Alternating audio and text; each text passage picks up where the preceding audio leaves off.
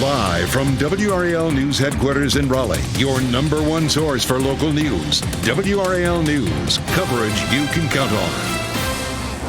We have cold air that is moving into the region right now. We have a freeze warning in effect for most of the state. I'll show you how cold it will be where you are and what you need to know about these cold temperatures. And as those temperatures drop, Wake County leaders are trying to protect a vulnerable population where new white flag shelters are opening up across the city.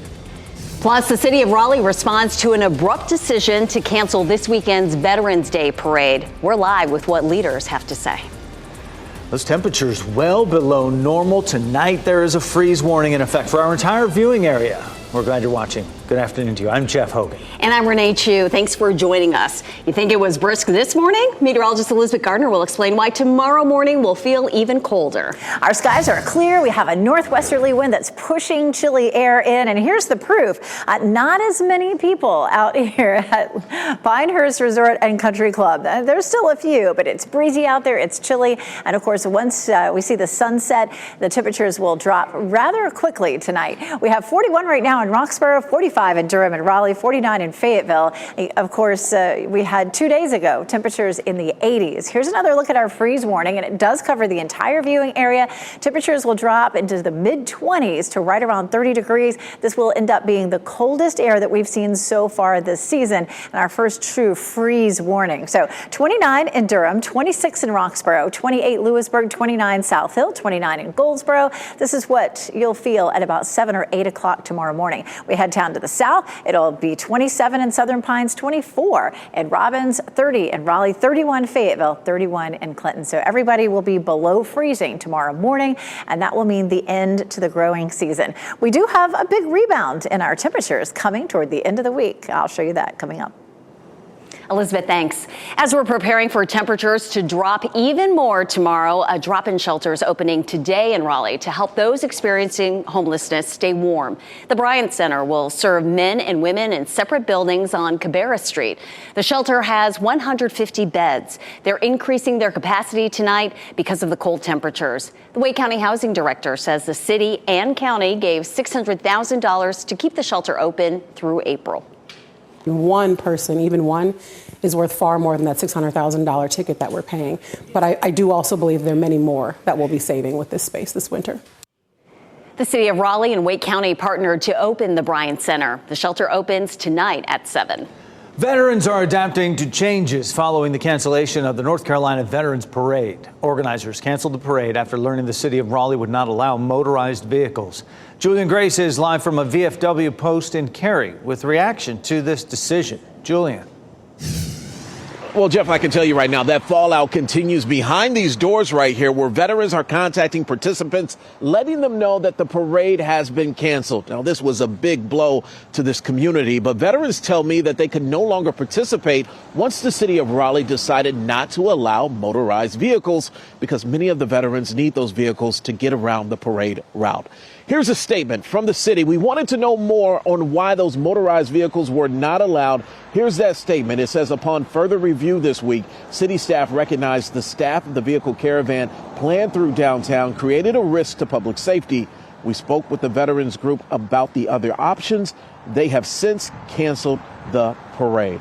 We still have more questions on exactly who made that decision. Was it a recommendation? Was it a vote? We put those questions into the city. But, Jeff, we do want to let the public know, and the veterans, they want people to know as well, that they will still have a ceremony at 11 o'clock on Saturday, just north of the Capitol at the War Memorial. So they still want the public to come out for that ceremony at 11 o'clock on Saturday. Jeff? It is the last-minute change they're dealing with right there. Certainly, Julian Grace, live for us this noon. Thanks for that update. You can celebrate, as Julian said, on Saturday with a parade in Fayetteville as well. WRAL's Gilbert Bays is emceeing the event. We'll live stream it on WRAL.com and the WRAL News app. WRAL is a proud community partner. Governor Roy Cooper is asking a 3-judge panel to temporarily block a new law that would strip away much of his power to appoint people to boards and commissions. That hearing is underway at this hour in downtown Raleigh. WRAL Capitol Bureau Chief Laura Leslie joins us live from the Wake County Courthouse to explain this power struggle. Laura. This is one of just several lawsuits that were filed by the governor and other parties this year against laws that were passed this year by Republican lawmakers. In this case, this new law takes away the governor's power to control who sits on important boards and commissions. These are boards that set policy and make big decisions, like the Board of Transportation and the Environmental Management Commission. Previous Supreme Court decisions have said the governor must be able to control who sits on those boards as part of his duty to execute the laws of the state. But state lawmakers have tried to find a way around those earlier rulings by giving some of his appointments to other officials in the executive branch, officials who are currently Republican. Cooper Attorney Jim Phillips said this is just lawmakers' latest attempt to concentrate power within their own branch. They seek to make the law and enforce the law. And that is what our framers warned against time and again. It's what the king did and what they were bound and determined not to allow to happen here. To the extent that the governor has an ability to set executive policy, it is within the confines and the boundaries set by the General Assembly. The governor does not have unfettered ability to set policy. Now, that's lawmakers' attorney Matthew Tilley. State lawmakers say, in terms of constitutional powers, the governorship in North Carolina is one of the weakest in the country. They say the legislature has always been more powerful than the executive in the state, and they're arguing that as long as they're giving appointments to other people in the executive branch of government, they're not violating the separation of powers. Now, lawmakers have already appointed members to some of these new boards and commissions, and a lot of them are going to be meeting here in the next couple of weeks. So that's why attorneys for Cooper are asking the judges to put the new law on hold while their legal challenge goes forward. Renee? Laura Leslie live at the Wake County Courthouse. Laura, thanks. A big shakeup at the State Department of Insurance. Commissioner Mike Causey fired the chief state fire marshal as well as the chief deputy. He appointed replacements who start the jobs today. The moves appear to be related to a new law targeting Causey's duties. As insurance commissioner, Causey carries the title of state fire marshal. Republican lawmakers stripped him of that title. Causey says the change was made without his input. We have updates on two deadly investigations in the Triangle. The first involves a car crash in Raleigh that happened shortly before midnight.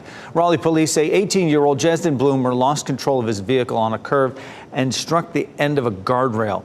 The vehicle crossed the median and came to rest facing south in the northbound lanes of Hammond Road. His passenger, 18-year-old Kyrese, died as a result of his injuries. Bloomer is in the hospital with serious injuries. And in Durham, police have identified the man who was shot and killed on Glasson Street last night. His name is William Smith. Police say Smith was shot just before 6 last night. He was taken to the hospital where he later died. Officers believe this is an isolated incident. No word on a motive or any arrests. Now to the war in Israel, where evacuations of people trapped in Gaza began today. The Palestinian Crossing Authority says more than 400 foreign passport holders would be permitted to leave for Egypt, as would some people who are critically wounded. Fewer than 10 Americans are believed to be expected to depart tomorrow. And happening now in the WRAL Live Center, we just received a statement from Chapel Hill Police about a Muslim student possibly being attacked on Franklin Street as we take a live look at the intersection of Columbia and Franklin Street right there in Chapel Hill. Now, according to this statement, Chapel Hill Police reporting the department is aware of a social media post describing an assault of a community member who is Muslim. We're working to identify and connect with that victim in order to offer support and investigate this incident. Chief LaHoo went on to say the circumstances that were described in this post must not be tolerated in our community. Again, we are working with Chapel Hill Police, got some calls in the Chapel Hill Police in terms of the status of this investigation. We'll keep monitoring this story for any updates here in the WRAL Live Center. Today, the Federal Reserve will announce whether another interest rate hike could be on the way. Some economists believe Federal Reserve Chairman Jerome Powell will likely leave room for at least one more interest rate hike in December. That announcement is expected at 2 this afternoon. The Fed has already hiked rates to a range that is the highest level in 22 years in an effort to fight inflation. The Wake County Animal Shelter will remain closed until at least the end of the month after a recent outbreak of canine influenza. The shelter first put a hold on services on October 6th to help control the outbreak and safeguard the 156 dogs at the shelter. There are currently 30 sick dogs there, and sadly, 4 have died at the shelter. On a positive note, nearly 80 dogs have recovered. Next at noon, a safety summit for artificial intelligence, the global conversation being held and the big names who took part. Also, the state of Michigan says no one will face criminal charges for the Flint water crisis. What the former governor is saying about that decision. Plus, Halloween is over. November is here. At 12:30, the retail trends to put you ahead of the game this holiday season. Download the new WRAL streaming apps on Roku, Fire TV, Apple TV, and Android TV.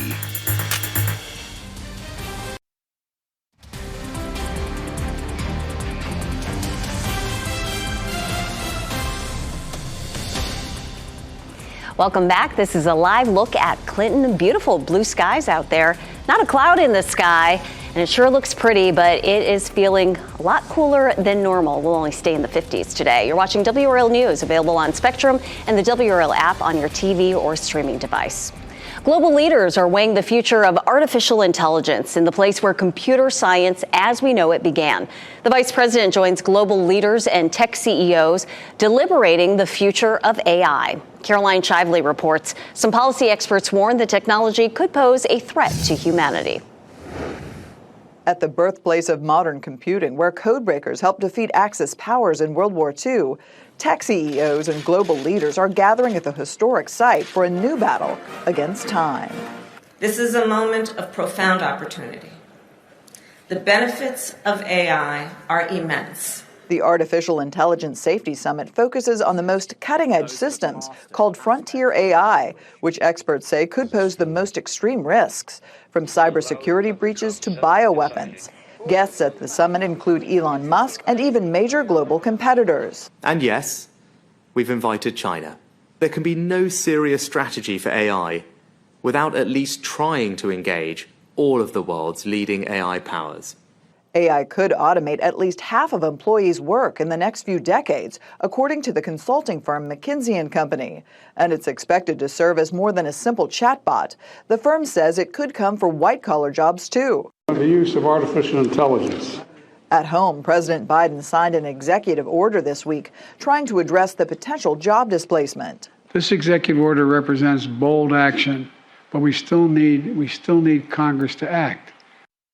That was Caroline Shively reporting. Industry leaders are also in the nation's capital, meeting with senators at an AI Insight Forum, as Majority Leader Chuck Schumer pushes for Congress to pass industry guidelines. No one will be held criminally responsible for the Flint, Michigan water crisis. Prosecutors say they've ended their efforts to hold those responsible for the Flint water crisis accountable for their actions. City and state officials switched the city's water supply from the Detroit water system to the contaminated Flint River in 2014 in an effort to cut costs. It exposed residents to extremely high levels of lead. Former Governor Rick Snyder later apologized for the state's role in that crisis. Investigators are now allowed back inside the home where 4 University of Idaho students were murdered nearly a year ago. FBI investigators are back at the home this week, gathering documentation needed to construct a physical model of the home. This comes as the trial for suspect Brian Kohberger has been delayed indefinitely after waiving his right to a speedy trial. The University of Idaho intends to demolish that house once the trial is over. Back here in the Triangle, as we heard from Elizabeth earlier, tomorrow's morning temperatures will feel even colder. It is quite the change from the mild mornings we enjoyed all last week. WRAL's Kelsey Coffey explains how you can take extra care when the temperatures plummet. It's a chilly start to the day here at Fletcher Park, and we've seen a little difference in temperatures over the past hour or so. I have my WRAL weather app, and you can see here that it is 40 degrees, so 3 degrees lower than what we saw a couple of hours ago, and we are certainly feeling the chill. We caught up with the folks at Logan's Garden Shop to talk about what you should do with your plants during this cold snap. Here's what they had to say. You're going to want to move those tender plants, anything in full bloom, right up against your house. That's going to help them greatly.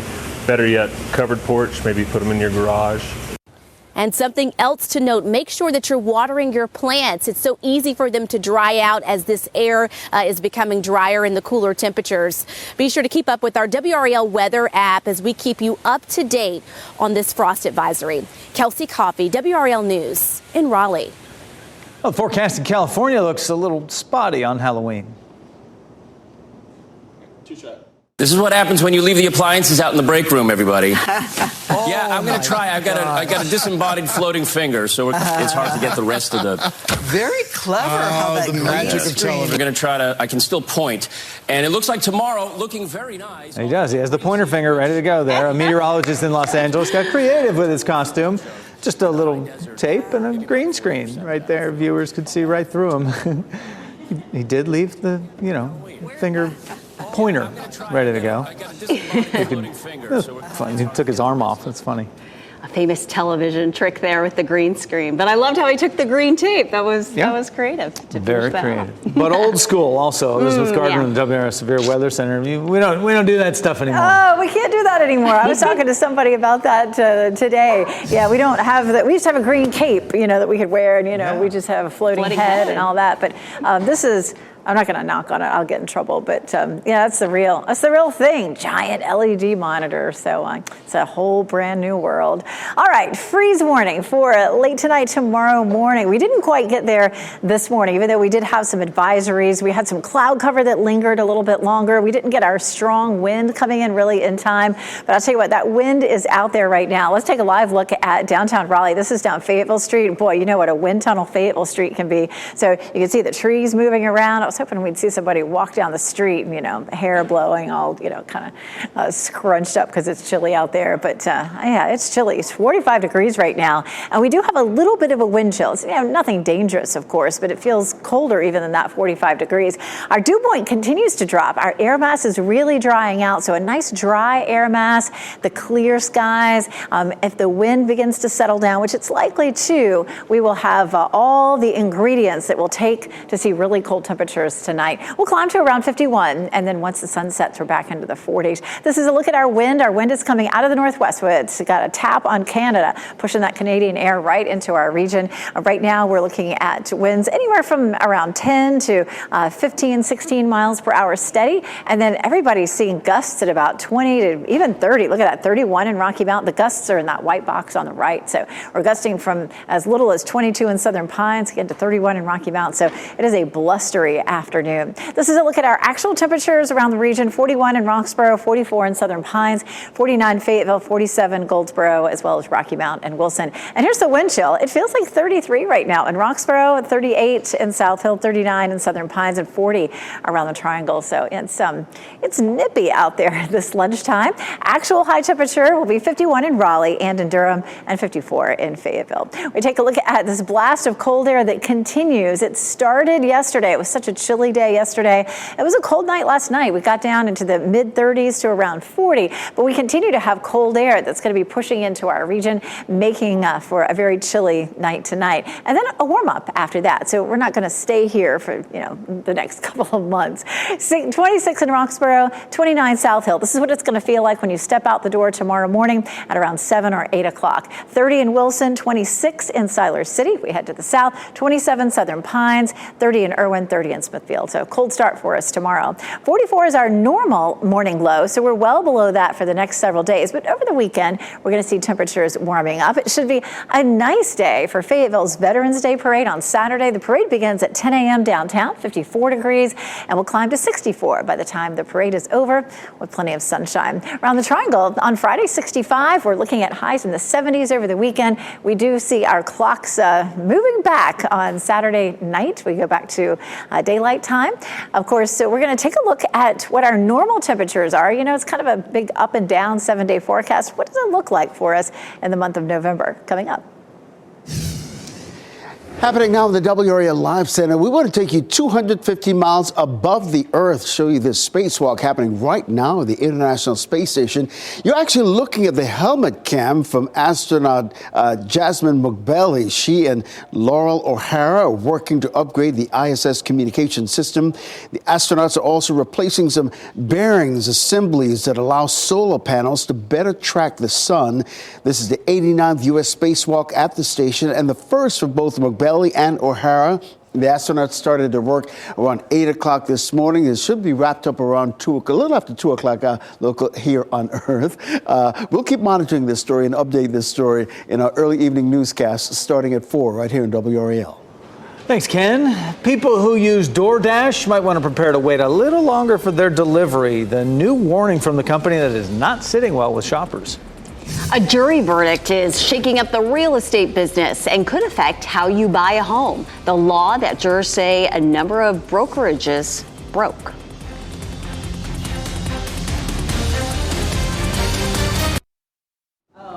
Hollywood actors and studio executives are headed back to the bargaining table today with a possible deal in sight. 4 top studio execs from Warner Brothers, Discovery, NBC Universal, Netflix, and Disney will be there. The latest bargaining session dealt with AI issues. It has been 110 days since the strike began. A federal jury in Kansas City, Missouri says realtors conspired to keep commissions for home sales artificially high.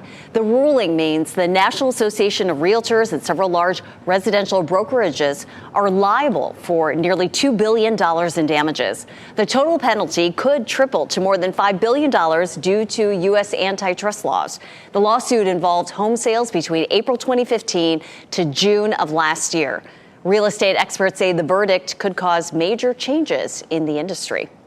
Rising child care costs could force some parents to quit their jobs. A new report finds the average family spends more than $700 a month on child care payments. That's a 32% rise from 2019.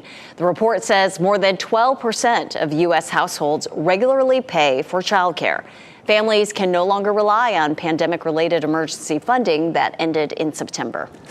It's a beer so strong it's illegal in 15 states, and it's back for the first time in 2 years. Sam Adams' Utopia's brew boasts an alcohol by volume of a whopping 28%. For perspective, typical IPAs check in around 7%. Utopia is described as being more like a cognac rather than a beer. It's not chilled, and it's recommended you drink it in small servings. The price for a 24-ounce bottle is $240. It's not available, by the way, in North Carolina. If you don't tip your next DoorDash order, it might take you longer to get your food delivered. A new alert pops up on the food ordering service app, and it'll ask customers if they want to continue an order that doesn't include a tip. Delivery people can see if that order includes a tip before they accept it. Dashers choose which orders they want to pick up, so the company pays its delivery people between $2 to $10 for each order, and they get 100% of the tips. Now that Halloween is over, some companies are ready to get into the Christmas spirit. Hilton and the Hallmark Channel are teaming up to create Christmas-themed suites at hotels in certain cities. The move was inspired by Hallmark's Countdown to Christmas movies. Reservations open today for stays in the Christmas-themed suites. In New York, guests can choose Hallmark's Holiday Sweetest Suite. In Houston, you can haul out the holly. And in Chicago, you can stay in the Santa Summit. The stays run from November 7th to January 2nd. For the first time, we are seeing some of the severely injured Palestinians leaving Gaza, along with hundreds of foreign nationals. An update on the war between Hamas and Israel after the break. It's already starting to look a lot like Christmas. A look at the retail trends and how it could affect your shopping habits. First, here's a look at the winning lottery numbers.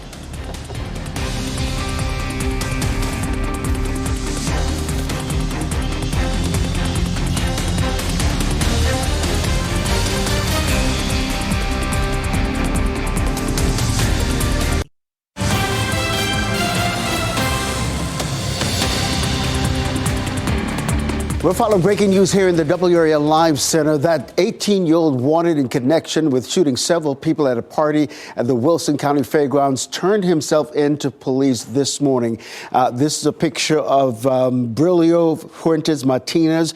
Police have been searching for him for several days after that incident over the weekend where he crashed that party at the Wilson County Fairgrounds. He was asked to leave, and then when he went outside, he grabbed a gun and started shooting at people inside that facility. And while leaving that facility, he also hit another person and damaged a few more cars as he was leaving, as you can see from this video from the WRAL Breaking News crew that was on the scene at the time. Now, again, Fuentes Martinez turned himself in on several charges, including attempted first-degree murder and assault with a deadly weapon with intent to kill, inflicting serious injuries. Those are the types of charges he could face now that he's turned himself in. By the way, the 5 people who were injured in that shooting all have been released from the hospital. This is a developing story. Look for new reporting coming up in our news starting at 4. Big update there, Ken. Thanks for that. The state Supreme Court heard oral arguments this morning in a dispute over a Confederate monument in Asheville. WRAL's Brian Schrader is here with a look at that case. Brian. Jeff, here's the background. A granite monument to Zebulon Vance stood in downtown Asheville for decades. He enslaved people before the Civil War, then later served as a Confederate officer and also as a North Carolina governor and U.S. senator. The city of Asheville and Buncombe County voted to remove that monument in 2021. At the time, a Confederate advocacy group filed a lawsuit to stop the removal. A judge ruled against it. Well, that group appealed, but judges upheld the earlier ruling, saying that the group did not have standing. Well, the state Supreme Court agreed to hear that case, and today in Raleigh, the group's lawyer told justices that it does have standing because of an earlier contract with the city of Asheville to restore that monument back in 2015. Well, a lawyer representing the city said that contract was completed and no longer exists. The pieces of that monument are being stored at an undisclosed location, and the Confederate advocacy group wants to see that monument restored to that park in downtown Asheville. There is no indication on when the state Supreme Court could rule on this case. But coming up today at 4 on WRAL News, Shelley Jackson tells us what one of Vance's descendants has to say about the controversy. A lot to that, Brian. We'll follow along. Thank you. And happening now in the WRAL Live Center, a new NBC News Des Moines Register Media.com poll shows the most important issues that are really important to Iowa GOP voters ahead of the January 15th Iowa caucuses. Take a look at your screen. We've broken down those numbers for you. In terms of importance, 81% of likely caucus goers say the economy and inflation are extremely important. Close behind, immigration and border security at 80%. 72% of likely GOP caucus goers say government spending and the deficit rank third in importance. As for the Hamas-Israel war, 52% say former President Trump would be the best person to handle that war. By the way, at the bottom of that list, in terms of importance, renewable energy and climate change. Israel is ramping up its airstrikes on Gaza. Trey Yingst explains some people who have been trapped in Gaza since the war started are now getting a chance to get out of that violence. A new day bringing more airstrikes inside the Gaza Strip. More than 11,000 targets have been hit since the war started, according to Israel's military. One of those strikes hitting an apartment building in a refugee camp near Gaza City, causing many injuries and deaths.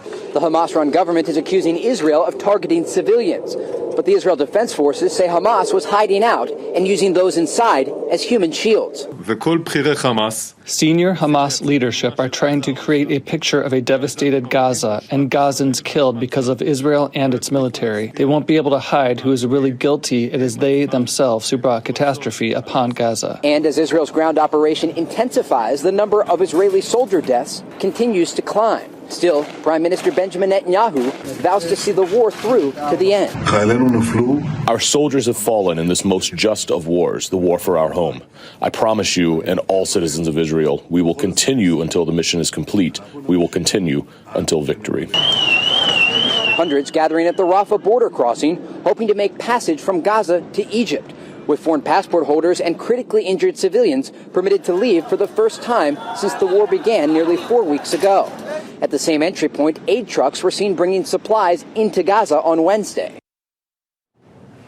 That was Trey Yingst, a Cornell University student accused of social media posts threatening to harm members of the school's Jewish community, is due in court this afternoon. Prosecutors say 21-year-old Patrick Dye published posts in an online discussion forum threatening to shoot up the university's predominantly kosher dining hall. In one post, he wrote he would bring an assault rifle to campus. Dye admitted posting the messages in an interview with the FBI. He faces a maximum sentence of 5 years in prison if convicted. If you haven't noticed, you will now. Stores are already filling up with holiday decorations as shoppers start hunting for early deals. Economists say a number of factors are affecting how and when we'll get our gifts. Ted Lindner explains.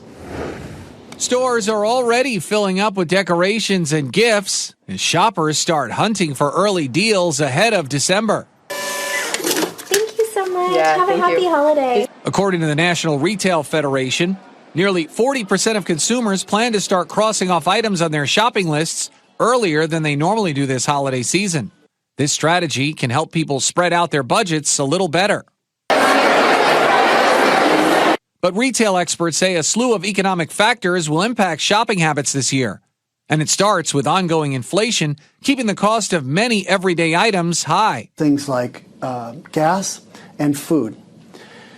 That then affects what we have for discretionary spending for other things like big ticket items like TVs or apparel or things like that. That, combined with the end of the student loan repayment pause, is expected to impact the buying power of younger parents. Rodney Runyon of Purdue University says these reasons will help fuel online holiday shopping this year and beyond. Prices are going up. If online you can get a better deal, that's great.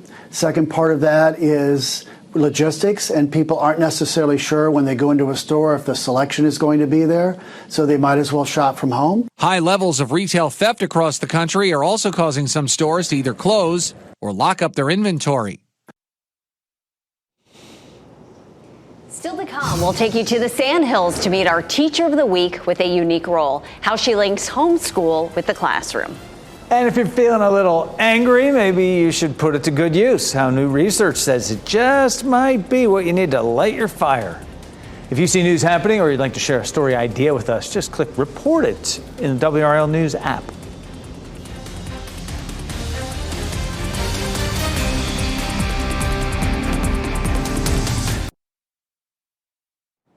Our Teacher of the Week is bridging the gap between the homeschool experience and the classroom. WRAL's Brian Schrader is in Southern Pines to honor a teacher who partners closely with families to help students succeed.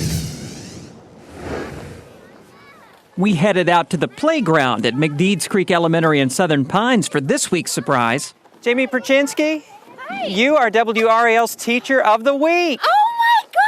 Congratulations! Jamie Perchinsky has been teaching for 16 years, and she says she can't imagine doing anything else. I love helping people. I love being creative.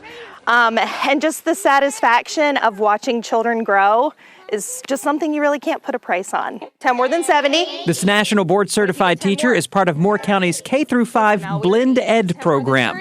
Homeschool students come into the classroom a couple of days a week for face-to-face instruction. It's great that we get to partner with them as kind of a coach and kind of help them teach their children to make sure that they're on the right track.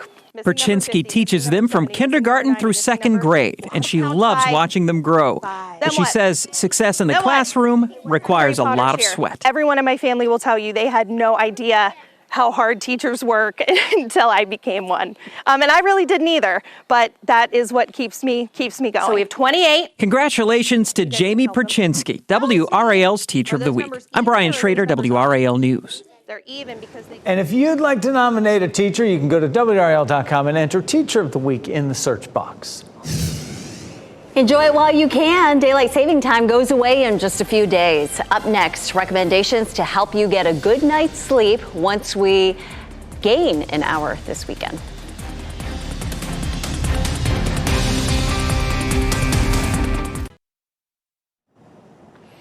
We're all looking forward to getting an extra hour of rest this weekend as daylight saving time comes to an end. But some people might find it difficult to keep their sleep schedule. The night before we set the clocks back, sleep specialists say instead of taking an afternoon nap, go for a walk or jog. That's because exercise can make it easier to fall asleep.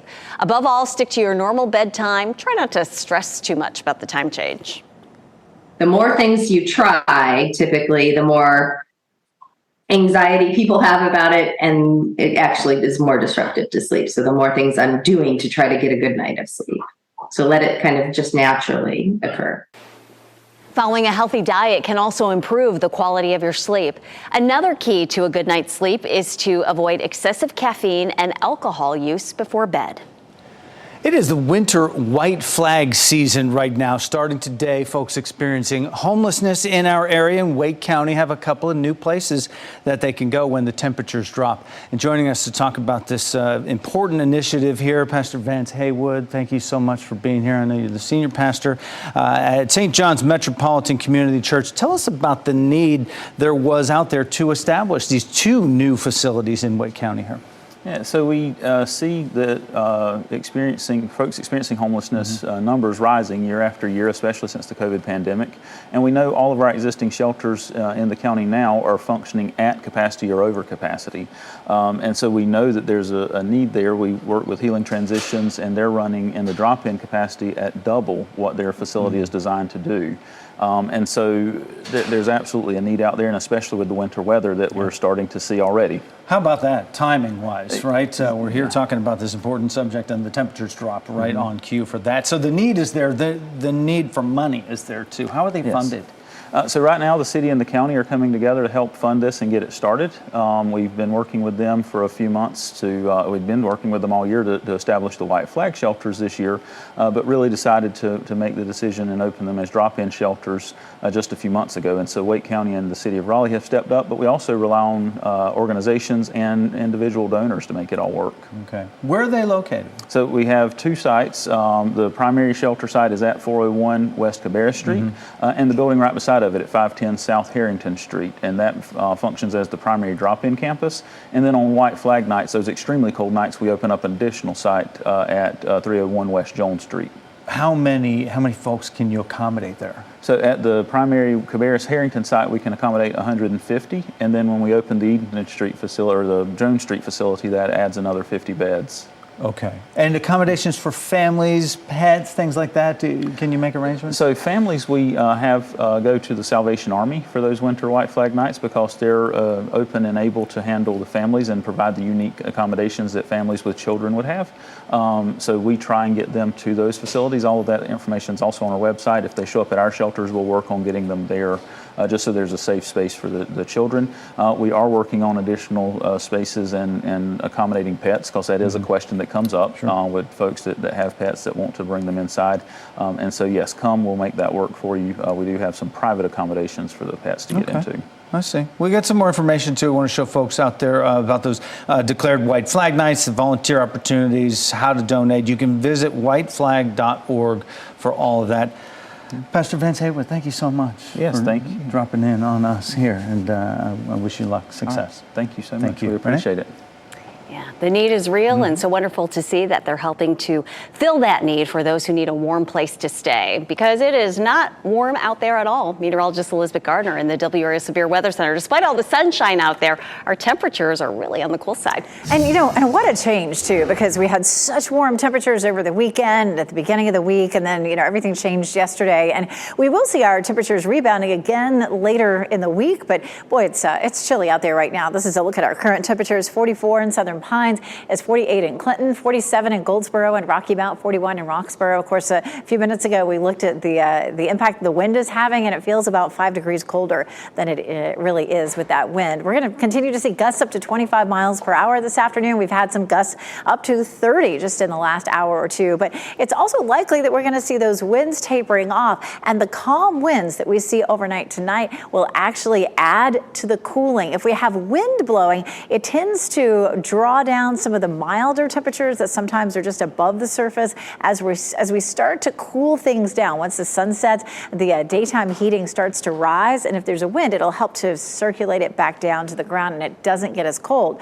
But if it's completely clear out, all of it rises quickly into the atmosphere, cooling the surface and allowing our temperatures to become quite cold, the coldest that we'll likely see that we've seen so far this fall season. This is a look at how it's feeling through the afternoon. Of course, feeling like mid to upper 30s at some points, mid 40s as our temperatures climb on up into the 50s. So definitely chilly out there. Again, a look at how cold it will be for tomorrow morning: 25 in Roxborough, 29 Durham, 30 in Raleigh, 29 in Goldsboro and Rocky Mount, 28 in Southern Pines, 31 in Fayetteville and Clinton. So our entire viewing area should drop down below freezing, and we're looking at a hard freeze likely in our northern counties.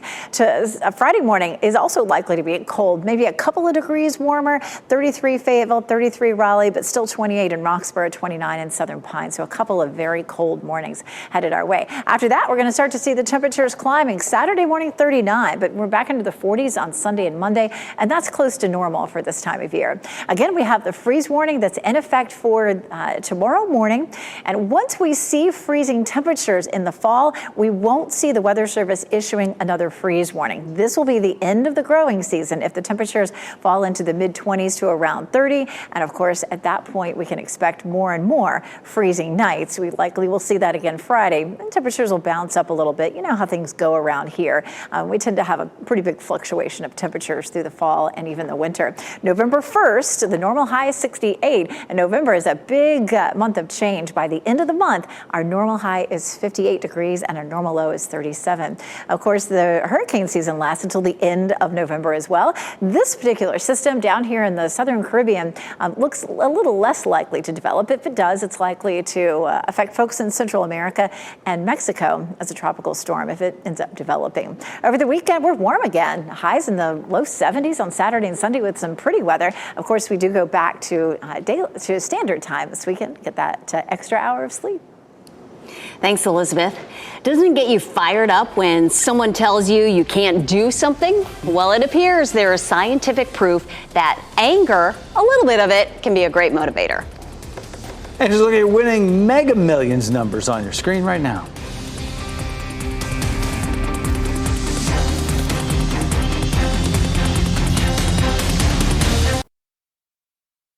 We wrap things up with a look at a few of the headlines we're following for you today. The WRAL Severe Weather Team is tracking even colder temperatures than we saw today. A freeze warning is in effect for all counties starting at midnight and lasting until 9 a.m. The cold snap we are experiencing will last a couple more days before warmer temperatures return. Veterans are adapting to changes following the cancellation of the North Carolina Veterans Parade.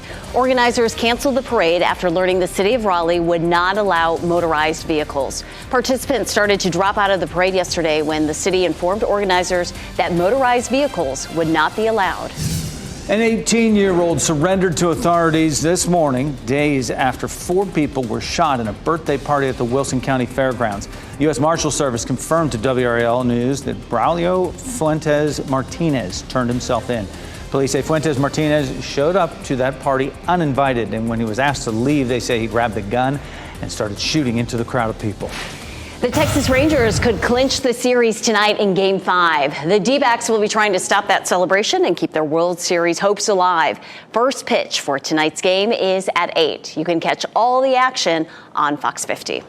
New research shows anger can improve people's ability to reach their goals. The study examined people who completed various tasks that included difficult puzzles and avoiding objects in a video game. Researchers found the more challenging a goal was, those with anger seemed to be motivated most frequently.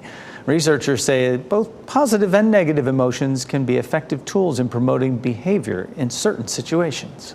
Interesting. Well, we're going to encourage the positive emotions here with our pet of the day from Cat Angels NC. Nikolai is a bundle of sweetness and energy. His super friendly nature makes him the ultimate cuddle companion.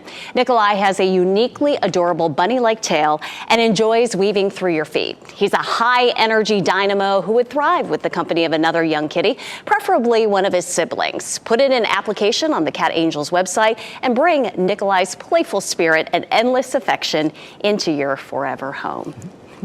NBC News Daily is next on WRAL. Your next local news update in 30 minutes. You get breaking news updates anytime with our WRAL News app. Have a great day.